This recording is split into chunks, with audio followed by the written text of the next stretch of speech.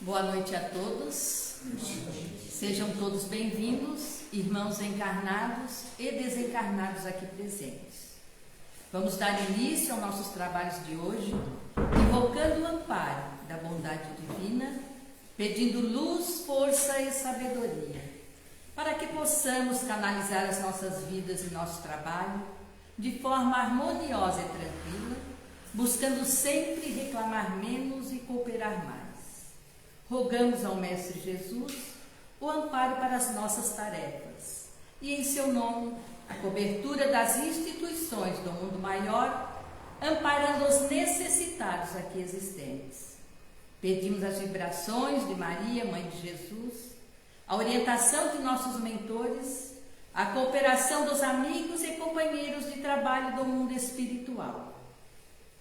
Por nosso lado, vamos vibrar de nossos corações o sentimento de amor, fraternidade e de paz, procurando envolver todos aqueles que estiverem ligados a nós, por qualquer motivo, seja os laços do afeto ou as amarras do desafeto, através da prece que o Mestre Jesus nos ensinou.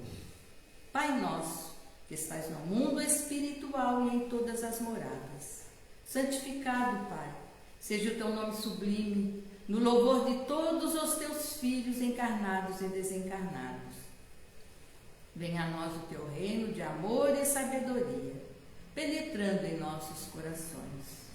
Seja feita a tua vontade, e não a nossa, tanto aqui na terra como no mundo espiritual. O pão nosso de cada dia dai-nos hoje, garantindo o sustento do nosso dia a dia. Por misericórdia, Pai, ajuda-nos a pagar nossas dívidas de existências passadas e a perdoar nossos devedores. Não nos deixeis cair nas tentações que surgem em nosso caminho devido à nossa própria inferioridade. Livra-nos de todo mal, Senhor, porque Deus é o reino, o poder e a glória para todo sempre. Que assim seja. A exposição desta noite será proferida pelo nosso irmão Radamés, do Centro Espírita Seara de Jesus, de Criciúma, a quem eu passo a palavra.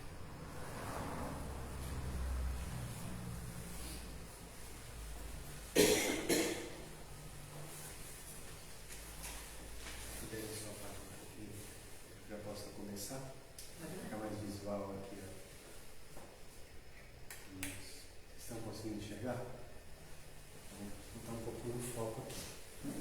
Que aqui é só para mais vocês acompanharem comigo, ó, aquilo que a gente for trabalhando. Tem que aparecer no janeiro? Aí vocês que decidem, é vocês que têm que enxergar ou não. Mas conforme fica mais confortável para vocês. Bom, gente, meus caros irmãos, em primeiro lugar, muito obrigado pela oportunidade de nós realizarmos essa, não apenas exposição, mas essa partilha. Porque, acima de tudo, no Centro Espírita a gente não só expõe, a gente partilha. Porque essa é a realidade de que nós, encarnados e também desencarnados, somos trazidos ao Centro Espírita num dia de trabalhos doutrinários para partilharmos aquilo que nós fazemos. Parece um tema um pouco estranho, um pouco, assim, complicado. Nós ouvimos falar assim de ingratidão filial, né? Porque muitas vezes nós temos um pouco de dúvida e um pouco de medo dentro de alguns momentos de fazermos exposições doutrinárias ou colocarmos a realidade da doutrina espírita diante de alguns temas que não são apenas simples. Mas lembremos que a doutrina espírita, ela se fundamenta, em primeiro lugar, na codificação, e a codificação tem o seu cerne, o momento mais importante que nós temos, no Livro dos Espíritos. O Livro dos Espíritos é mais importante do que os outros, mas é um momento que desperta essa questão. E por que o Livro dos Espíritos desperta? Porque são questões, são perguntas. Por isso, o tríplice aspecto da doutrina espírita, de sermos religião, sermos filosofia e sermos ciência. Não apenas engolirmos, digamos, o conhecimento ou sairmos da casa espírita sem entendermos qualquer coisa. A pergunta é aquela que move. A pergunta é aquela que justamente faz com que nós, lá na nossa profundeza, no nosso ser, porque cada um tem uma história. As histórias das pessoas são diferentes porque somos espíritos individuais, não individualistas, somos individuais, com sua história, com o seu processo de evolução e reencarnatório. Não podemos poder as pessoas de uma forma e querer com que todas sigam a mesma coisa ou estejam prontas para o mesmo ato no mesmo momento. Isso não é doutrina espírita. Justamente é a beleza da doutrina espírita de podermos abordar muitos temas, inclusive aqueles que podem ser um pouco pavorosos, como talvez esse. Algumas pessoas podem olhar e dizer assim, meu Deus, o que esse rapaz, o que o Radamés vai falar sobre ingratidão filial? Porque seria mais fácil muitas vezes vir aqui e falar sobre uma parábola, falar sobre alguma coisa. É ótimo, maravilhoso. Mas eu acredito que nós temos um momento para tudo, porque acaso não existe. Nós temos um momento e você percebe quando você abre o livro dos Espíritos, você perceber isso. Há momentos que Kardec pergunta aos Espíritos coisas muito simples e às vezes questões bem confusas, que pode até assustar. Mas depois quando os Espíritos respondem e nós refletimos, porque por isso nós somos ciência e estudamos, nós vamos aprender a caminhar conforme a realidade. Alguns podem dizer simplesmente, não, a ingratidão filial pode ser porque é um processo natural. Eu acho muito interessante nós sempre citarmos quando nós falamos as coisas. Por quê? Como eu disse antes para alguns irmãos, para que a palestra não seja simplesmente uma ajuda psicológica, o amparo. Não tenho nada contra a psicologia, pelo amor de Deus, tá? Pelo contrário, se ela é ferramenta que faz com que as pessoas possam vivenciar e ultrapassar tantas coisas na reencarnação que estão. Mas no centro espírita nós temos que ter a realidade de que nós somos uma doutrina. Então, usamos a psicologia, porque é uma ciência também, mas ao mesmo tempo estamos aqui para estudar com a base daquilo que Kardec e a própria doutrina nos coloca no cotidiano. E aí nós vamos perceber isso. Por isso, é importante para mim de citar, de quando citar as obras, não apenas da codificação, mas Sagradas Escrituras e outras, as pessoas acompanharem. E a primeira coisa que nós temos é justamente uma citação dessa obra, Lampadário Espírita, que é de Joana de Ângeles, né? Justamente psicografado pelo nosso irmão Divaldo Pereira Franco. Quando fala uma coisa muito estranha, a ingratidão é moléstia virulenta que tem nascente no espírito. Pode parecer impactante? Pode. O que é um vírus? O vírus por si só é mal? Não. Porque não se esqueçam que as vacinas nada mais são do que a transformação do próprio vírus. Elas são trabalhadas, as vacinas, para que aquele vírus possa realizar a imunidade e trazer algum bom. Não se acha uma fórmula mágica e se coloca dentro de um frasquinho e automaticamente as pessoas vão ser imunes ou vão ter mais fortaleza diante das doenças. Uma vacina, ela é um vírus que foi estudado e ela foi alterada para quê? Para que ela possa fazer com que aquela pessoa consiga vencer. Então, quando nós fazemos que a ingratidão é moléstia virulenta que tem a nascente no espírito, nós podemos recordar o seguinte: quem aqui, encarnados e desencarnados, que nunca foi ingrato? seu pai ou para a sua mãe. Quem é aqui que nunca, aqueles que são pais e são mães, percebeu uma atitude de ingratidão no filho? E o mais interessante disso é percebermos que não é alguma coisa que brota de mal no espírito. O espírito é justamente aquilo que nós temos de real para ser cultivado. Se você cultiva no campo frutos, legumes e tantas coisas que sustentam e dão alimento para as pessoas, podem ser bons para todas as pessoas. Se você deixa um campo simplesmente cultivar erva daninha, a culpa também não é do campo, mas é de quem abandonou o campo e não fez com que o campo cultivasse aquilo que era de bom. Ou seja, a doutrina espírita é muito clara quando fala assim: não existe o mal. Aí vocês vão olhar para não existe o mal. Não. Não existe a personificação do mal. Porque senão Deus seria injusto. E Deus, segundo a primeira pergunta do Livro dos Espíritos, é: que é Deus?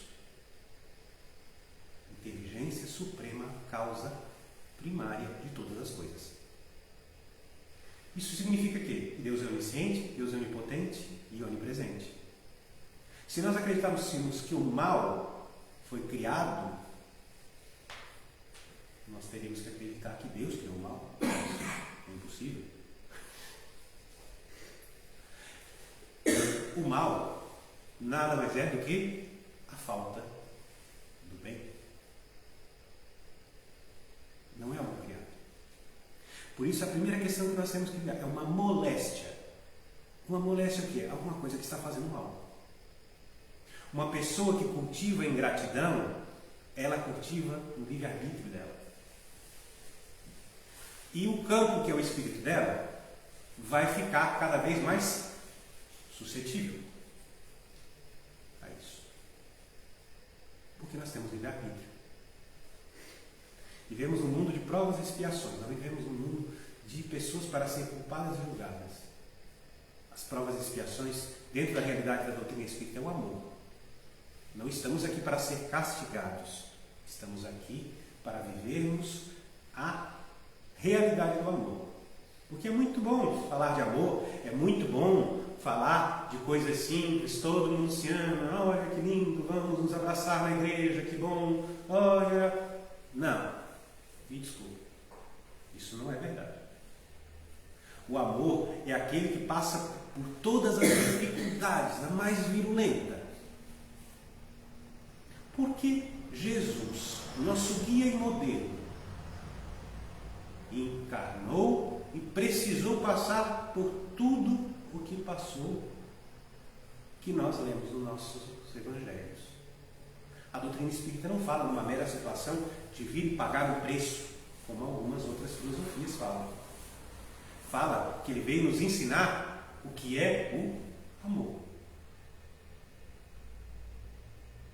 E a forma como ele age é o amor. Eu tive a oportunidade de morar um tempo em Israel. A primeira coisa, quando eu cheguei no Mar da Galileia e vi aquelas pedrinhas, que lá não é um mar, é um lago muito grande, não é um mar, mas é um lago muito grande. E sentado ali naquela beiradinha das pedrinhas, você olhar e dizer o seguinte: Jesus sentava aqui, na beira do barco, conversava com pescadores, não com doutores, e tentava fazer com que a realidade daquelas pessoas, elas percebessem que o amor existia. Por isso, é cultivar. Aí vem aquela questão muito importante que nós podemos perguntar: por que Jesus, tendo feito tantos milagres como fez em transformar o vinho em água nas bodas de Caná, como fez a multiplicação dos pães e dos peixes, por que os apóstolos precisavam continuar a sair e pescar. Lembre-se que os apóstolos não foram dispensados de ser pescadores ou de trabalhar. Jesus podia dizer isso. Não precisa mais. Vocês agora têm todo o poder do mundo. O homem corrompe o poder nessa realidade quando ele fala que a ingratidão é virulenta, quando nós achamos que nós temos todo o poder do mundo. E Jesus mostra ao contrário. Eles deveriam continuar a viver aquela realidade. Não, então nós vamos continuar a viver a nossa vidinha aqui parada. Não, mas você entender o conceito do que é trabalho e do que é trabalho. O trabalho fora e o trabalho dentro. Quando nós realmente fazemos as coisas e passamos a trabalhar só externamente, isso se materializa. Agora, quando o trabalho nos transforma, quando a vida nos transforma, isso é amor. Bem-vindos ao mundo de provas e expiações. Não venha para o centro espírita pensando que você tem que se conformar com a vida que você tem. Não. Isso não é espiritismo. Você vem para aprender a amar. Aprender a amar através das provas. Aí, seguindo, uma coisa importante que nós podemos pensar no seguinte: Jesus e a ingratidão. Não, mas Jesus não era ingrato. Jesus, por que você está falando isso, Radamés? Jesus não era ingrato, pelo contrário. É nosso guia e modelo, o espírito mais elevado que já encarnou nesse planeta. Mas nós estamos falando aqui da figura, como ele ensina, diante da ingratidão. Porque eu não tenho que me preocupar com a ingratidão simplesmente por realizar um fato social. Porque algumas vezes, quando o filho é ingrato, ou quando existe um processo de ingratidão filial, que não é o meu filho, mas eu estou percebendo ali da minha vizinha, eu estou percebendo do meu amigo. E quando nós estamos falando de ingratidão filial, não é só a relação do pai e da mãe. Nós estamos falando até de quando a gente percebe dos outros, a gente comenta: ah, mas o fulano é ingrato, não fez isso. Nós estamos falando da forma como Jesus nos ensina a viver um processo que nós percebemos que há ingratidão.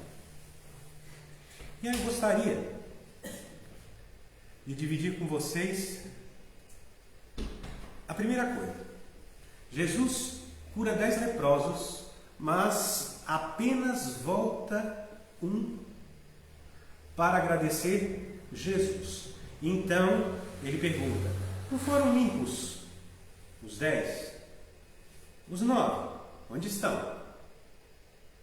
Se nós estamos falando do Evangelho de Lucas. Não é isso que eu coloco? Vamos lembrar essa realidade da Jesus não está castigando os 9. Ele pergunta. Mas ele não fala: malditos, aqueles 9 vão voltar a ter isso. Não. E aí o que nós temos que realizar com a relação da ingratidão filial é, sempre que ocorrer um processo desse, seja conosco, ou seja com aquele que nós estamos vendo que está acontecendo, que muitas vezes nós estamos habituados a dar opinião e a julgar, é perceber essa realidade que Jesus ensina. Jesus ensina nas entrelinhas muito pequenas e muito verdadeiras. Ele não pune os 9. Quando a gente lê isso aí, a maioria das vezes a gente já leu quantas vezes essa passagem de Lucas. E a primeira coisa que a gente faz é dizer o seguinte: não, só aquele era uma pessoa boa, aquele que voltou. Não olha isso. Ele fez o bem? Ele fez o bem. Mas pense que o quê? Jesus é a fonte da misericórdia.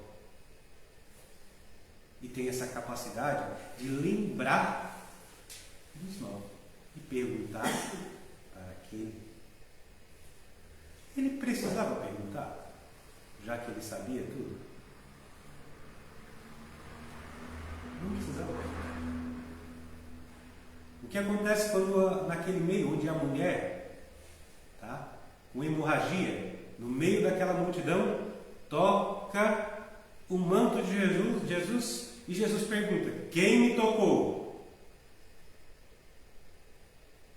E todo mundo se apavora assim: não, tu está no meio de todo mundo aqui esbarrando em ti. Essa é a diferença, não é o que fazer, é como fazer. Vamos voltar ali para Lucas.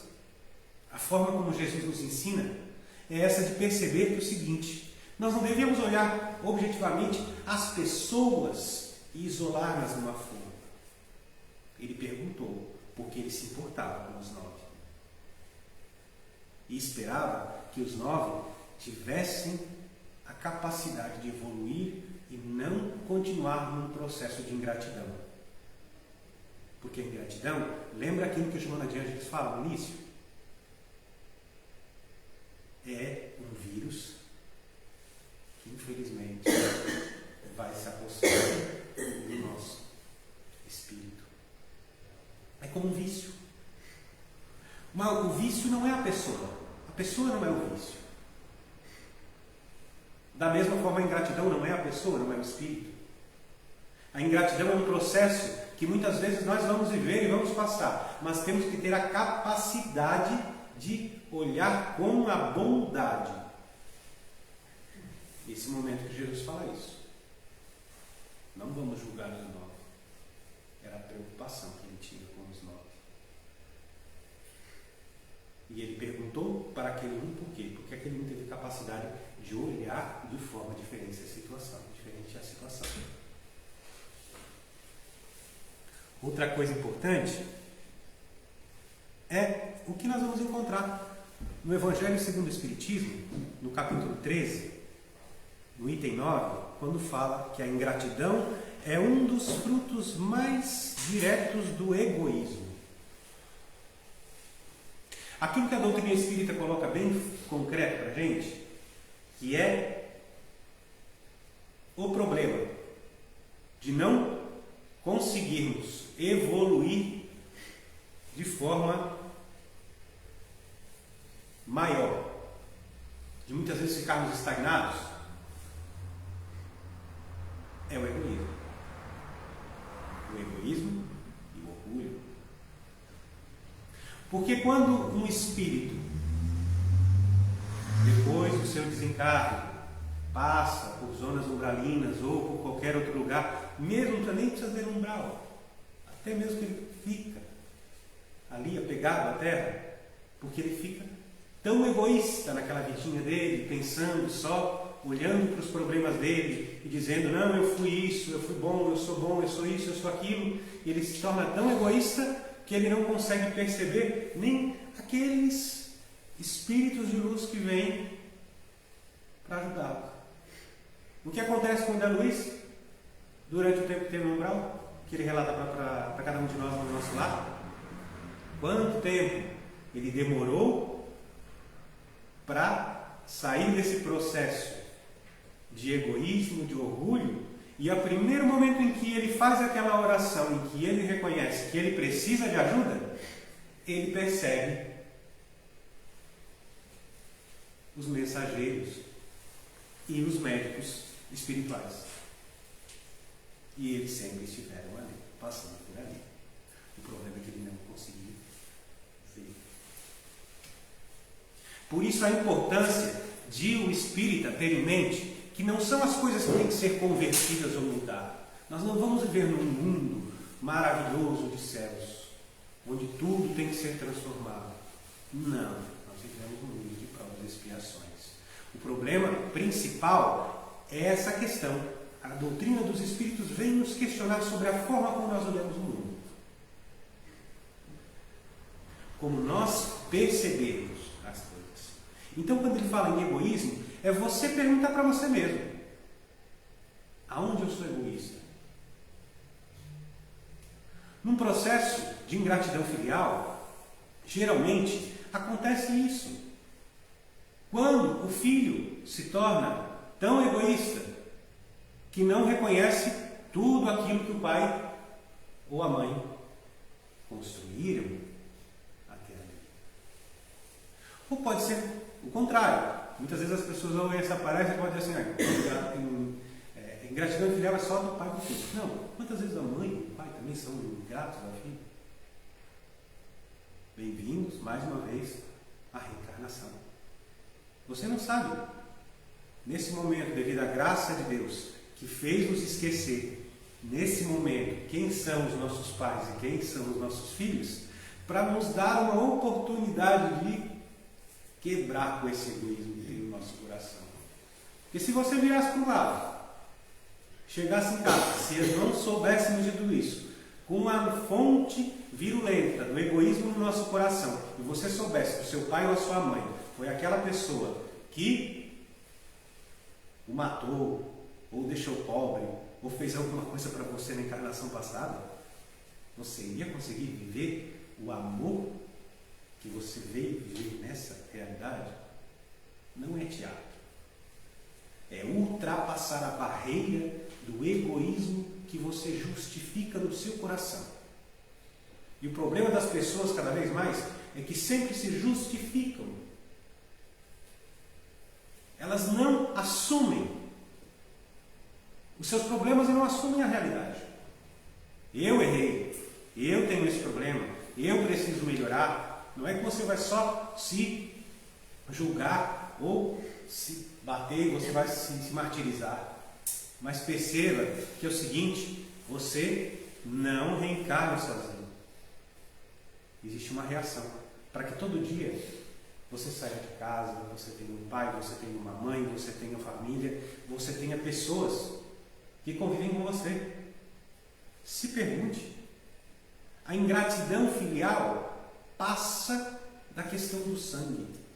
Nós iniciamos essa palestra quando nós falamos de ingratidão, e a primeira coisa que choca é a questão da ingratidão do pai e da mãe sanguíneo. Mas Deus é. Qual a primeira coisa que nós chamamos Deus quando nós fazemos a oração que o Mestre nos ensinou? Pai nosso. Pai nosso. Então, nós vamos parar só na relação do pai e do filho na reencarnação? São as duas. Deus te dá a oportunidade de viver um projeto, e a sua ingratidão com aquele projeto que Ele te concedeu de evoluir seja concreta. São as duas coisas, daquela pessoa que é o seu pai, que é a sua mãe, e também daquele que é seu pai. Por isso se pergunte sempre que eu estou pagando meus pecados. Não, nós espíritas colocamos bem claro, através dos estudos de Kardec, essa dimensão, que nós fazemos parte do projeto que nós estamos vivendo, e Ele aceitou aquilo que nós pedimos para viver. Ser ingrato é justamente quando você se torna tão egoísta que você não tem capacidade que Deus, quando a mesma coisa, quando você vai no supermercado com o filho e o filho fica te pedindo um monte de coisa, você vai lá e compra. Deus aceitou que o seu projeto, não, tudo bem, o seu projeto está aqui, os espíritos te ajudaram, você vai conseguir reencarnar, e essa é a possibilidade. Não seja ingrato. Mas eu não vou conseguir ser perfeito. Não vai, mas o objetivo é tentar, não é parar, não é reclamar, não é simplesmente olhar para as coisas e criticar. Doenças, por exemplo, é a coisa mais comum. Nós temos uma questão muito comum de aquelas pessoas que a gente conhece. Quando você começa a conversar com ela, ela fala para você assim: meu irmão, como é que você está? Está tudo bem? Eu não estou bem por causa disso. Eu fiquei doente daquilo. Eu não sei o quê. E fica falando só naquilo ali. Ela pode ter uma enfermidade grande? Pode, ela não está errada. Mas você percebeu o seguinte: não caia nessa questão de perceber que o mundo está fechado naquilo ali. O seu projeto de vida é muito maior. Às vezes o seu projeto de vida é até ouvir aquela pessoa, porque você não teve a capacidade de ouvir nas outras encarnações, e você tem que ser paciente e ouvir, né? Esse é o mais importante. Então, por isso, um fruto direto. Um fruto direto do que é? É aquilo que a gente consegue apanhar. E as pessoas vêm estudar o Espiritismo, vêm viver a questão da proposta que é colocada no Evangelho, para que tenham consciência do seguinte: com o egoísmo não se vive o Evangelho. Seguindo adiante, nós vamos entrar nessa questão de amor e respeito à família. Vamos falar da família perfeita, da família linda, que todo mundo se ama, todo mundo toma café com leite, todo mundo... Não. Mesma coisa, volto a falar para vocês. A família que não discute, a família que não briga, a família que não discorda uma da outra, a família que não faz cara feia um com o outro, não está vivendo encarnação. Porque nós estamos aqui para ultrapassar. O problema é ficar só nessas questões.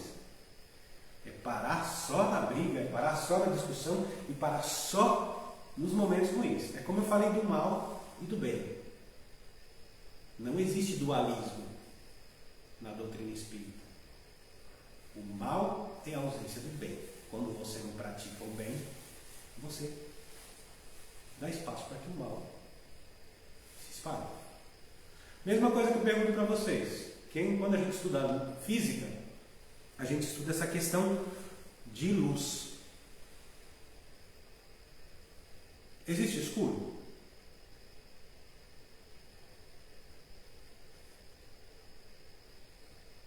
O que está acontecendo lá fora? Nós estamos sendo espírita que tem pessoas mais próximas, muito pequeno, porque pequeno é muito feio, porque tem um monte de desencarnado aqui junto comigo e com vocês. Isso eu tenho certeza, vai ter muito mais do que no Seara de Jesus e qualquer outro centro espírita. E sendo professor, eu gosto de perguntar também. O que está acontecendo lá fora, nessa hora?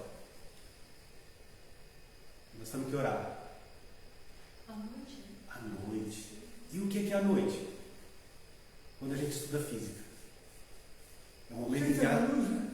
é a ausência da luz. É a ausência da luz. O momento em que a Terra, na rotação, você vai ter luz de um lado e vai ter do outro. Então existe o escuro. É a ausência da luz. No momento em que a aurora começa e que a manhã inicia, significa que a luz está aqui. Por isso tenho condições de saber que a ingratidão filial, tanto a nossa como a de outras pessoas, ela não é permanente. Confie, tenha coragem. Se você passa por um processo de ingratidão porque o meu filho não gosta de mim, ou porque o meu filho fala tudo errado, eu vou no centro espírita, o meu filho não vem, o meu filho não quer trabalhar, ou eu não vou, que isso a gente muitas vezes no atendimento fraterno a gente escuta, né, minha irmã? A gente escuta bastante, não estão errados. Mas o que é que a gente coloca é sempre isso. O amor e o respeito à família, perceber o seguinte: o vínculo da família não é uma coisa simplesmente mágica, mas é a oportunidade que está lhe dando de vencer aquela barreira e viver com aquela pessoa. Não é suportar. Ninguém suporta ninguém. Você ama. Paixão não é amor. Paixão é quando você gosta de uma coisa enlouquecidamente e você quer aquela coisa. O amor, como nós vemos em Coríntios, o amor tudo suporta. Mas quando ele fala suporta, é porque o amor é a base. Não é o suportar dizer que suporta assim, é o suportar assim. Você pode passar por qualquer problema obsessivo, você pode passar por qualquer problema de dificuldade na sua família. Quando você é suporte assim, você é suporte assim. Não é que você está aguentando. E você não sabe a necessidade daquilo para a sua evolução. E para a evolução daquela pessoa que faz parte da sua família, que muitas vezes estão vivendo aquele processo de ingratidão filial. Não pensem como muitas vezes algumas religiões ou algumas filosofias falam. Nós temos que nos libertar disso. É o enxergar. Porque não vivemos no mundo da fantasia. Isso aqui é realidade e é um mundo de provas e expiações. O mundo espiritual é a nossa casa. Nós viemos para aprender, não simplesmente para permanecer felizes e contentes. E outra coisa, Allan Kardec pergunta na questão 938: existe felicidade nesse mundo? E os espíritos respondem: não. Aí você se apavora. A primeira vez quando a gente inicia o estudo na doutrina espírita, que a gente lê essa parte, eu digo: meu Deus, não existe felicidade? Então, isso aqui não é a doutrina de Deus. Pode ser que pense, não é isso. Mas nós temos que aprender o conceito do que é alegria e do que é felicidade. Alegria é no momento que você faz as coisas estarem gostosas, muito boas, e você está contente com aquilo que acontece. Só que a alegria, ela termina. A alegria não era ruim, mas era um momento. A felicidade é aquilo que ultrapassa. Nós falamos muitas vezes, e vocês já ouviram com certeza aqui na Casa Espírita, quando nós começamos as nossas orações, quando nós muitas vezes falamos sobre isso, que os espíritos iluminados estejam conosco. Nós falamos muitas vezes iluminados. Por quê? Duas coisas. Aquilo que a gente falou. Quando a gente fala iluminado, é aquela questão da luz e daquilo que não é luz. Não existe o mal. E ele já está caminhando. Ele está evoluindo. E aí, a luz é o exemplo de que o amor transbordou. Agora, quando nós falamos em felicidade, aí é que vem a questão. Não pensem que nós vamos encontrar lá perto, como é que eu vou explicar para vocês? O nosso lar é muito perto da gente. Estão espíritos que acabaram de desencarnar, ou alguns que estão trabalhando e evoluindo. Mas das esferas muito mais superiores, onde você tem espíritos, por exemplo, como Jesus, que foi o espírito mais iluminado, mais evoluído, que encarnou com a missão de seguir o modelo desse planeta. Quando nós falamos que felicidade são aqueles que têm a capacidade de perceber que a luz é verdadeira. Essa é a luz da felicidade. Tanto que nós chegamos ao ponto de entender posteriormente, quando a gente estuda a doutrina espírita, que os espíritos, quando têm felicidade plena, quando eles já atingiram essa evolução, eles não precisam mais de uma coisa egoísta que eu vou fazer para mim. Você é como se você se alimentasse do amor um do outro espírito, uma comunhão. E você tendo comunhão, você vai ter egoísmo? A palavra comunhão é justamente o contrário de egoísmo. É quando você se une às outras pessoas, mesmo sendo diferente. Mesmo sendo diferente. Viver em comunhão. Estamos aqui para viver em comunhão. Somos diferentes e teremos problemas para melhorar, inclusive a ingratidão filial. Isso é família. Muitos vão falar aquela frasezinha bonita: a família é o templo de Deus, a família é o templo sagrado. Sim, é. Mas a família é escola. É estranho falar um professor falar que a família é escola. Mas a família é escola por quê? Porque é um templo que Deus te colocou, mas primeira escola para você aprender a caminhar. E digo para vocês, a maioria das pessoas, não vou dizer todos porque existem alguns problemas diferentes, a gente sabe, mas o primeiro passo que a gente dá é dentro de onde?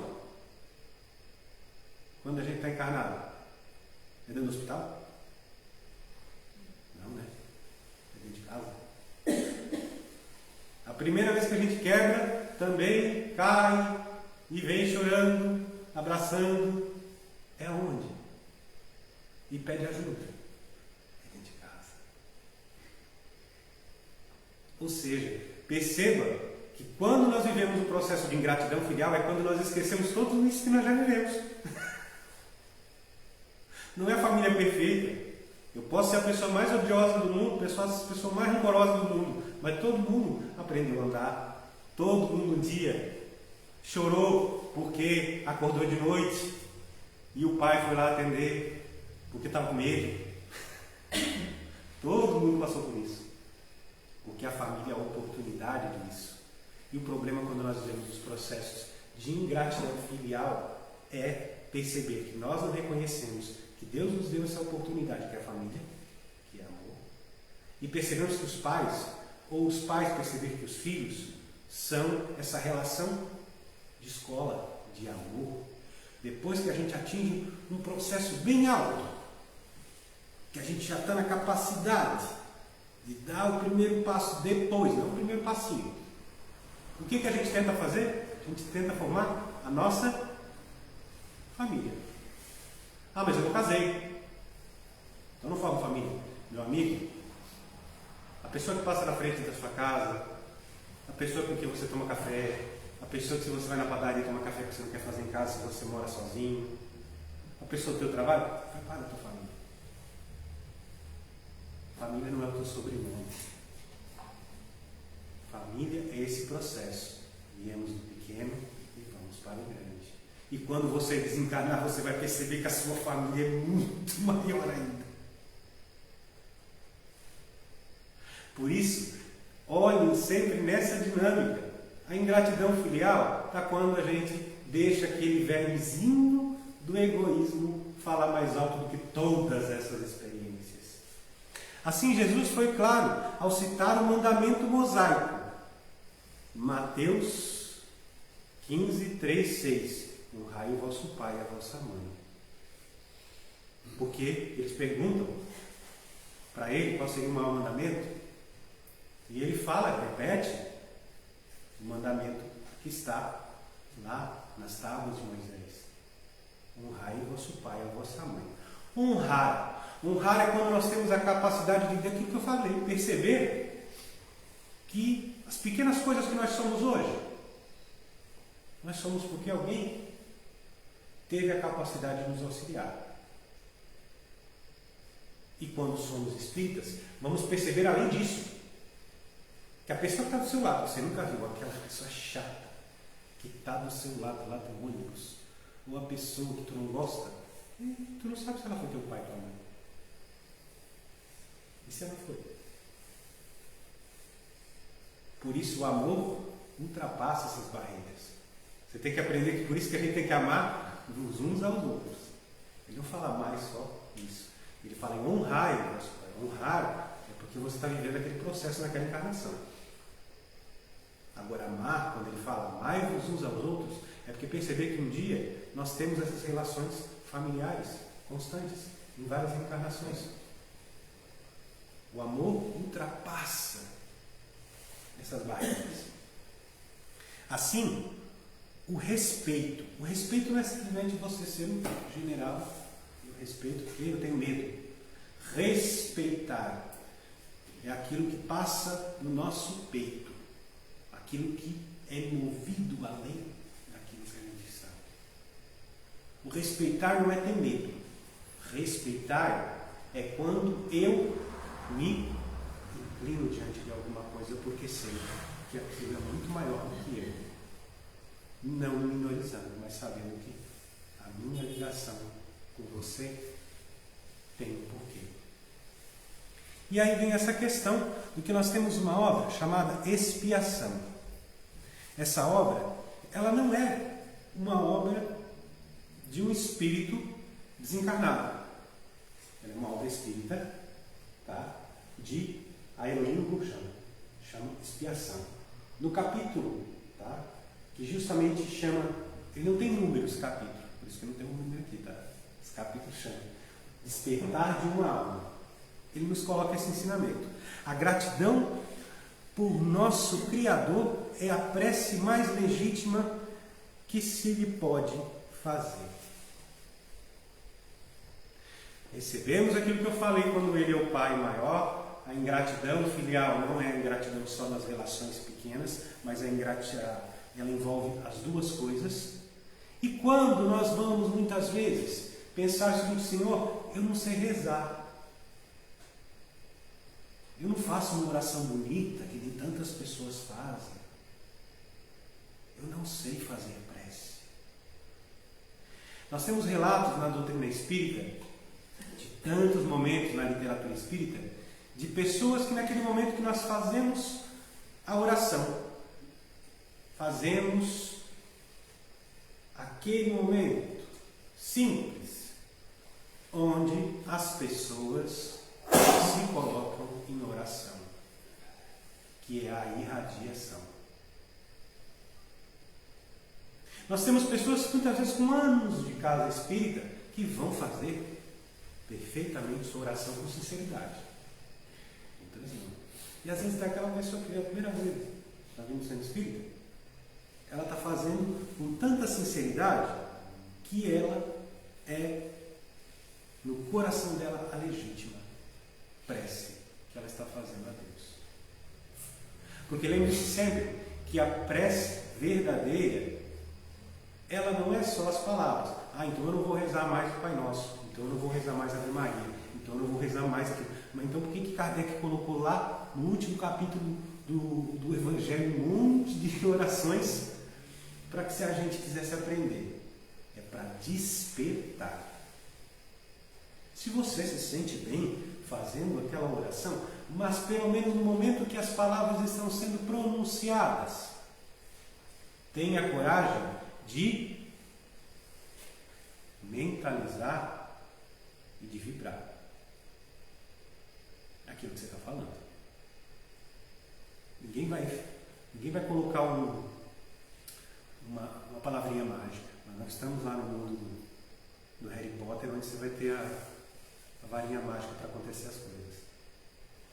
Mas é o seu coração. E às vezes a espiritualidade que está em torno de nós, no momento de irradiação, percebe naquelas pessoas mais simples ou naquelas mais evoluídas dentro das questões do ensino do Espiritismo, sinceridade.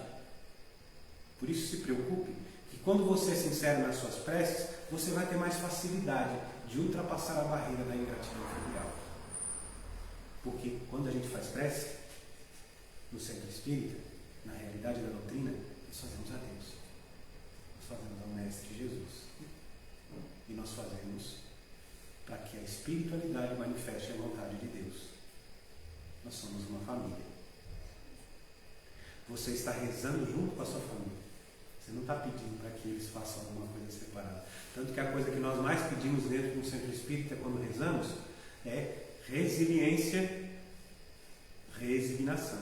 Nós não pedimos para que as coisas aconteçam. Nós pedimos para que nós tenhamos coragem e força para ultrapassar as barreiras que irão acontecer, para que elas sejam feitas. A maioria das mensagens dos mentores que nós recebemos não são mensagens com receitas prontas do bolo, mas são um encorajamento de dizer: é possível, meu irmão. Vamos lá? Assim, as consequências da ingratidão para o espírito. No Evangelho segundo o Espiritismo, também no capítulo 14, item 3, ele fala: ai do ingrato, será punido com ingratidão e o abandono, será ferido nas mais caras afeições. Algumas vezes já na existência atual, mas com certeza noutra, e em que sofrerá o que houver feito aos outros. Então quer dizer que nós vamos pagar tudo, vai ser tudo bonito? Olho por olho, dente por dente? Não, não é isso que Kardec está colocando ali. Significa que você é o seguinte: se você está fazendo alguma coisa para outra pessoa, e aí isso é falta, tá? Não é que você vai pagar a falta, olho por olho, dente por dente. Se você está fazendo alguma coisa de errado para outra pessoa, está ferindo ela, está machucando ela, ou está cometendo alguma coisa que vai fazer com que ela seja dolorida nesse sentido, seja prejudicada, Deus não vai fazer com que você seja punido. Ele vai fazer com que você tenha a oportunidade de voltar e dizer assim, ó, se tu não entendeu o que tu está fazendo para aquela pessoa ainda, vamos voltar ou naquela existência mesmo, por uma outra situação, ou numa encarnação futura, não para te punir, mas para que você entenda, poxa, tu não olhou ainda o que tu fez, tu não percebeu? É que nem quando a gente ofende uma pessoa, numa palavrinha. Às vezes aquela palavrinha dói no coração de quem ouve, e a gente está achando que não está falando nada, que não está falando nada. Aí depois passa um tempo, a gente vê que aquela pessoa está com aquela cara assim, toda vez que vê a gente. Eu acho que eu fiz alguma coisa que não deu certo. É isso que ele está falando aqui. Reencarnação, espiritismo, é a possibilidade de pedir perdão, de experimentar novamente o que você não conseguiu entender no começo. É a bondade de Deus de fazer com que você caminhe. Um pai e uma mãe, quando vivem o processo da ingratidão filial, simplesmente vão bater a porta da casa na cara do filho e dizer, não, aqui tu não entra mais. É muito difícil. Ah, mas eu já vi isso. Mas eu duvido quem é o pai ou a mãe que faz isso, aí depois não entra lá para dentro de casa, chora que se mata. Faz aquela cara de bravo, filho, não, você de novo fez aquela besteira, você é um ingrato, eu não quero saber mais de você, principalmente quando a gente envolve questões de processos com vício. E aí o filho sai dali, nossa, aquela pessoa não tem sentimento, não sei o quê, e vai e começa a fazer suas coisas, o pai ou a mãe. Não, geralmente ele entra para dentro de casa e ele chora. Ele vai pensar. Essa é a oportunidade que nós vamos ter de fazer com o que nós fizemos. Não é concordar com o problema. É amar a pessoa e ser bem sincero para aquela pessoa. Olha, meu irmão, vamos melhorar nesse aspecto? Vamos se ajudar? Você não está apontando o dedo na cara da pessoa. Você está tentando fazer com que ela caminhe. E por que a gente está falando hoje de processo de ingratidão filial? Porque a coisa mais maravilhosa que eu acho que Deus já deu para alguém. Como, Radamés? Porque me diz uma coisa. Se eu não moro lá no milho, não estou aqui, chegar para você e falar para um de vocês assim, meu irmão, você é um egoísta. Você é uma pessoa podre. Você fez isso, você fez aquilo. Você vai sair daqui com ódio de mim. Não é verdade? Ele vai dizer, nunca mais quero olhar para a cara daquele palestrante horrível. Agora, se vê uma pessoa que você ama, o seu pai, a sua mãe, o seu tio, a sua tia, alguém que tem esse vínculo que ele criou, porque às vezes o vínculo maternal, paternal, ultrapassa os nomes que a gente coloca na sociedade, e chegar para você e falar assim, olha, não gostei do que você fez, não. Você tomou uma atitude feia pra cá, você é podre. Você não vai sair com o mesmo ódio daquele jeito. Então as pessoas são oportunidades. Nunca se esqueça que as pessoas são oportunidades. Eu, por exemplo, digo para vocês que eu tenho uma madrinha que não era amiga da minha mãe. Não foi escolhida assim. Ah, porque são amiguinhas, eu não sei o quê. O meu pai escolheu como madrinha porque ele trabalhava, o marido dela trabalhava com E se eu disser para vocês, ela é a pessoa mais amiga da minha mãe hoje. Ela praticamente foi conhecer a minha mãe 2 dias antes do dia que foram fazer o rito, porque a parte do meu pai era católica e a parte da minha mãe era espírita. Aí meu pai queria que fizesse, porque a minha avó queria que fizesse, querendo ou não.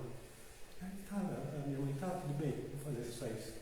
E essa mulher hoje, que é minha madrinha, é a melhor amiga da minha mãe. E para mim, é a pessoa mais especial depois da minha mãe. Tanto que quando eu preciso de alguma coisa, até os anos que eu morei fora do Brasil, e que eu senti alguma coisa, que eu não queria incomodar minha mãe, coisa e tal, que eu não queria ligar para ela. Madrinha, assim, assim, assim, assim. Bem-vindo ao Espiritismo. Ultrapassamos as pessoas e vivemos esse processo que são as realidades que vão fazer com que a gente aprenda, não que a gente seja bonito. Por isso que tem aquele fotinho que eu botei para vocês ali. A pessoa está com a roupinha parece de preso, né? Vocês viram que devagarinho começa a cair as faixinhas da roupa do prisioneiro? E o prisioneiro está bravo, está... Não, ele está bem. Você tem todas as armas para você fazer o mesmo processo. Para ser que nem esse prisioneiro aqui.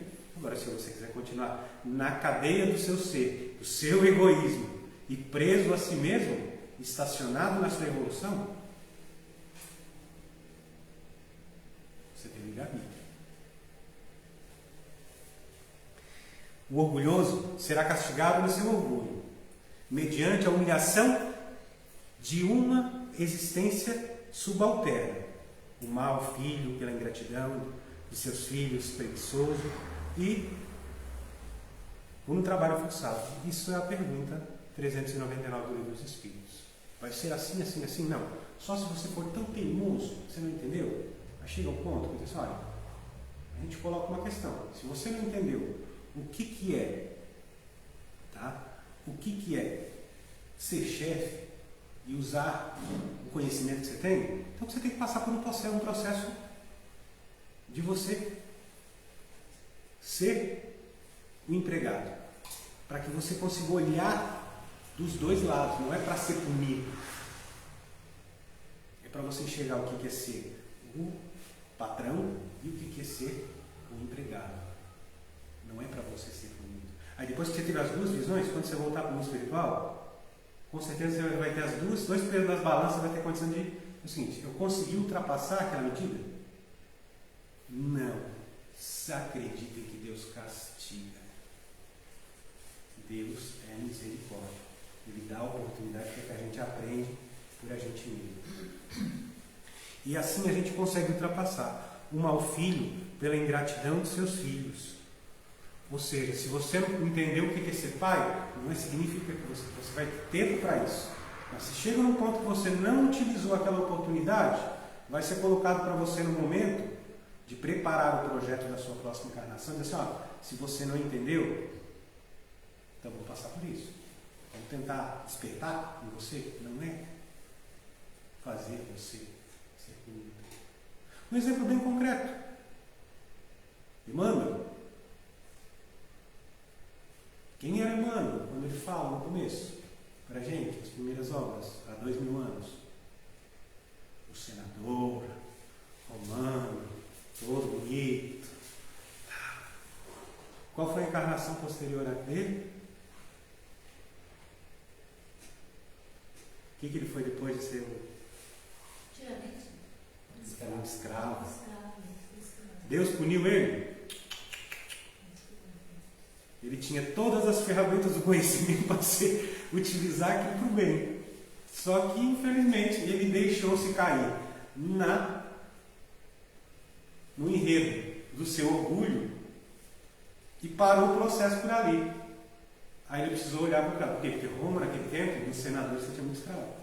Aí ele precisou passar por outro processo para ser punido? Não. Ele precisou passar por os dois lados. O que era ser senador e o que era ser escravo. E depois ele veio ainda numa outra figura muito interessante. Quando a gente estuda a obra toda, ali de Emmanuel, quando quando ele começa a falar depois do escravo, ele veio como padre Manuel da Nóbrega. Mas ele é padre. Quem foi o padre Manuel da Nóbrega?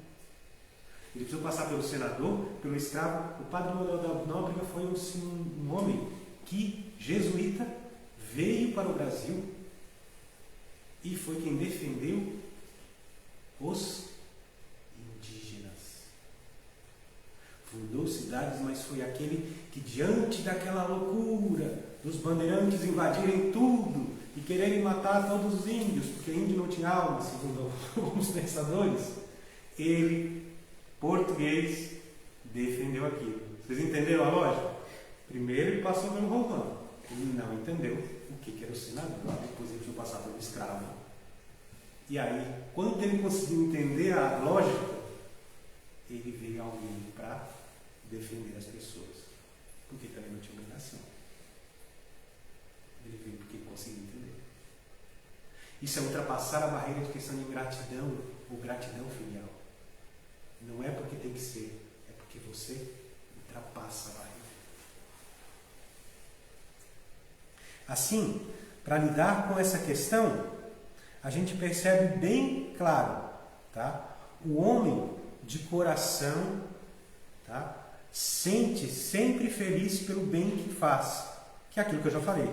Sempre que esse bem for esquecido na vida, que é o que nós estamos falando até agora, que é esquecido, será lembrado em outra, e que o ingrato que envergonhará terá remorsos de sua ingratidão. Ou seja, esse processo da pedagogia divina de fazer com que nós despertamos o nosso ser, porque nós somos criados. Nós somos criados para evoluir. Não fomos criados para sermos robôs ou inteligências artificiais. Evoluir é amar. Questão 938 do Livro dos Espíritos. Assim também, no Evangelho segundo o Espiritismo, quando ele demonstra sim essa questão de apenas receber demonstrações de reconhecimento, não é o fazer com desinteresse. E o bem, feito desinteressadamente, é o único agradável a Deus. Não comercialize atos com ninguém. Eu vou fazer alguma coisa para o meu pai e para a minha mãe, porque eles vão me dar o meu carro e eu vou ganhar alguma coisa. Eu vou ganhar assim e eu vou ser um bom filho porque eu vou ganhar isso. Não comercialize o amor e a oportunidade de viver o amor, não só com o pai ou com a mãe, mas com todas as pessoas.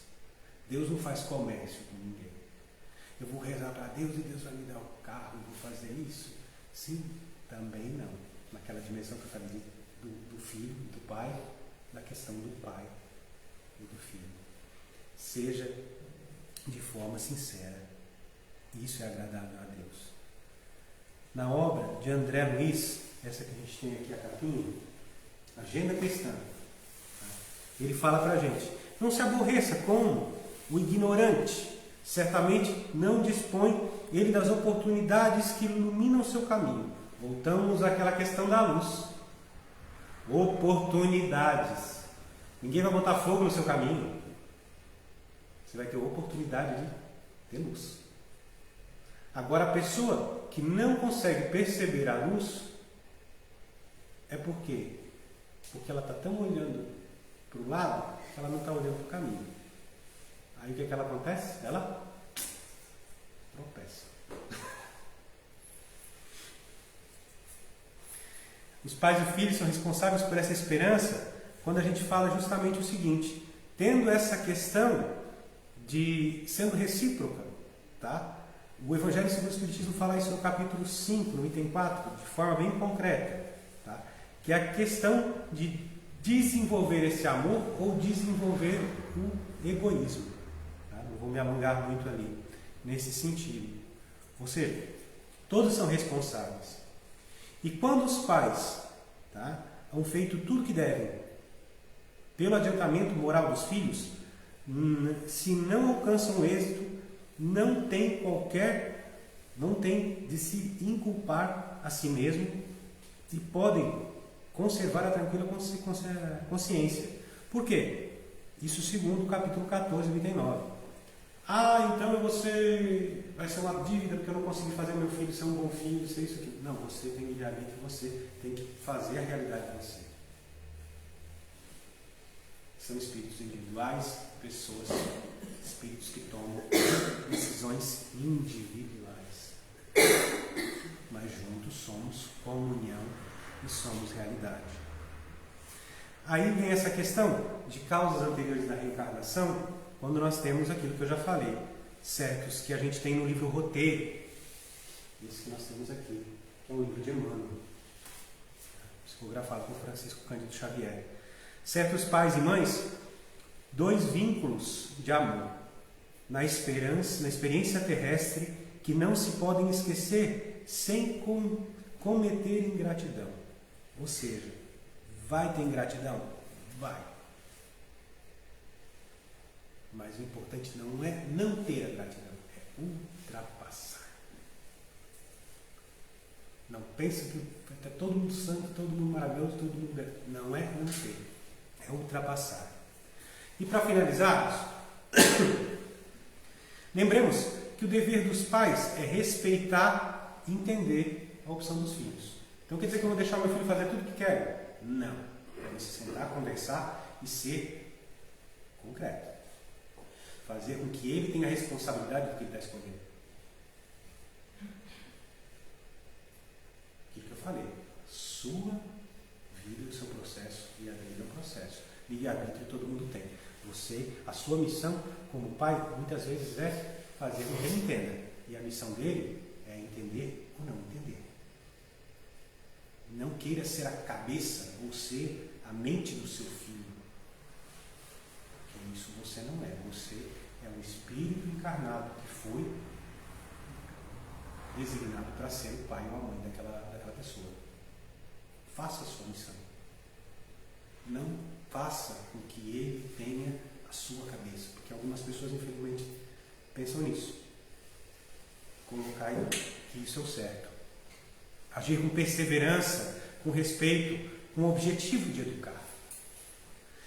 O dever dos filhos é reconhecer, que é aquilo que nós já falamos.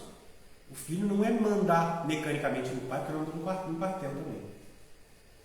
É reconhecer a dedicação dos pais, caminhando juntos na renovação dos caminhos. O caminho nunca é o mesmo, ele é renovado todo dia.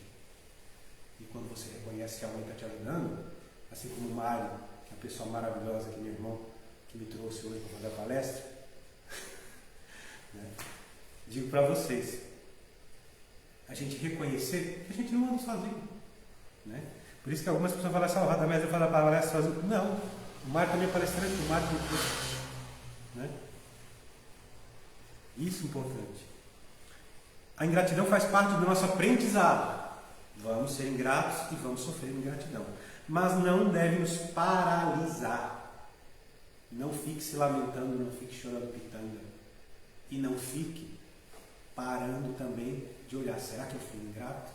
Será que eu errei? Paralisar. Sigamos semeando bem. Lembra aquilo que eu falei do terreno no começo da palestra? Que o terreno está ali. Você pode plantar bananinha, você pode plantar como eu vi aqui perto, quando a gente chegou aqui, né, Mário? Tinha um terreno cheio de mandioca. Não sei se é para cá ou para cá, mas eu percebi.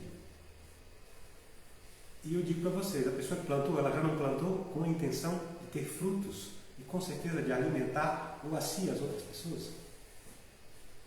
Podia acontecer uma coisa terrível naquele campo, e o campo ali era o terreno inteiro. Mas a intenção da pessoa, quando pegou as ramas e plantou, já valia. Isso é a questão de despertar. Não tenha medo disso. Não fique esperando que as coisas sejam mágicas. É isso que é semear com sabedoria de Deus e na lei do amor. Não semear na questão do comércio, semear no amor de Deus. Sejamos todos semeadores da paz e da luz, dentro e fora de casa, pois a semente plantada jamais morrerá. Ou seja, se você veio ao centro espírita, se você veio perguntasse a si mesmo se você está estudando, só tem uma coisa: ser semeador. Isso é o que resume tudo aquilo que a gente tem aqui. Ó. Você é semeador. O que você vai semear? Vai você. As minhas sementes são maravilhosas. Eu acredito que em cidades menores, talvez, muitas pessoas podem responder melhor do que eu. Eu não vivi essa oportunidade, mas quando a gente tem um saco de semente, todas as sementes são lindas. Todas as sementes são maravilhosas. Não é. Sempre vai ter alguma coisa no meio. E aí cabe a quem? Quem vai plantar no momento que vai plantar? Geralmente o que faz? Escolhe e planta com aquele sentimento. Tenha coragem de escolher isso. E quando perceber que está nascendo ali aquela ingratidão filial, lembre-se disso. O porquê que aquilo está acontecendo e o que eu posso fazer. Não simplesmente para abafar a situação. Ou simplesmente ignorar e dizer: é obra de Deus. Eu tenho que viver essa lição. Eu tenho que sofrer. Não. É fazer com que você evolua e com que aquele que é o seu filho também evolua. Amando. E amor não é simplesmente aturar. Voltamos àquela questão ali que o meu amigo me respondeu muito bem. Quando nós falamos de Coríntios, né? Não é você suportar assim. É suportar assim. Então sempre que lembrarem dessa palavra, ser suporte, não é você suportar e aguentar. É ser suporte. Isso é ultrapassar dentro da doutrina espírita o que pode ser a ingratidão filial. E você vencerá. Seja aqui, seja lá. Me perdoe se eu passei das 9 horas. Não, a culpa é dela, tá? Porque ela disse que eu podia usar o tempo que eu quisesse.